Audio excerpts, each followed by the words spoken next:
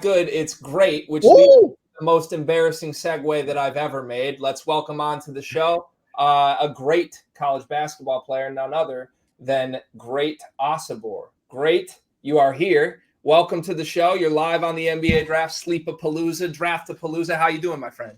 I'm doing good, man. Thanks for having me.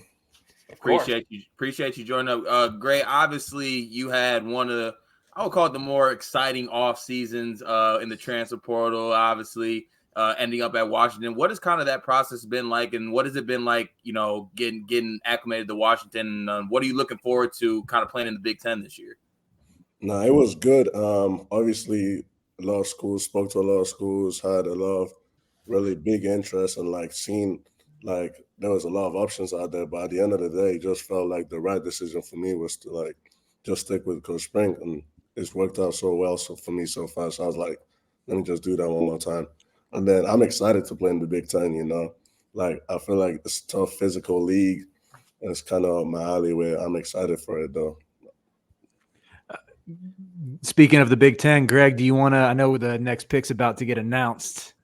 Yeah, let's take a moment, boys, because I don't think Great knows this, but we are a Big Ten-oriented show, so we're going to have a lot of Great Osobor coverage to come in the next year. But when we look back at this past year, the face of this league was Zack Edey. Zack Edey has just been selected 9th overall by the Memphis Grizzlies. This was a rumored landing spot for Zack Edey, but man, I got chills saying that out loud. This kid was just taken in the top 10. I don't think many expected that even as little as a week ago. But the best college basketball player I've seen in my lifetime is headed to Memphis on a team that wants him to play at center, to push Jaren Jackson down a position. Cart, what does this mean for you? This is a pretty great fit for our boy Zach. Yeah, I think it's a great fit. I think you get to play him at the 5. You get to use his size. A lot of people compare him to like a Jonas Valanciunas type. And I think that'll fit. It'll move Jaren to the 4. I know Great got a chance to play against him. What is it like playing against a man that tall? Because I think people see it on TV, but like when you're probably up standing next to him, what's it like playing against I'm gonna say the word giant like that? Nah, he's a giant, to be honest, man. I normally don't feel small on a basketball court, ever. But I ain't gonna lie, I did the jumbo with him, and I tried. It didn't matter. I tried. It didn't matter. He's a really good player. I'm excited to see how he does in the league. What was Spring's game plan against him? I mean, we tried what everyone else tried. We tried doubling them, and then hit their shooters. They shot like 70% from 3 that game. So when they're training like that, it's hard to beat. But big props to Purdue. We was wanting them to win the whole thing after they beat us. It was fun. Yeah, I know we talked a lot about the Big Ten so far, and you moving over to this conference, but I actually kind of want to look back at this past year you had at Utah State. Sort of bursted on the scene out of nowhere, but is there any misconceptions? Like, I'm an East Coast guy, I live in North Carolina. I'm an ACC guy as well. I cheer for the North Carolina Tar Heels. There's a lot of Mountain West slander thrown around in ACC circles because the people say Mountain West has eclipsed the ACC. What are some misconceptions people have about that league? And how'd you grow as a player playing in it? I mean, I feel like if you don't think the Mountain West is a tough league, you need to actually go watch some games. Like, the level of basketball that was being played in the Mountain West night in, night out last year was, in my opinion, was top 5 in the conferences in the whole country. And we had really good teams, but I feel like I don't want to be that guy and say that they got done wrong by the committee, but our seeding wasn't all that great.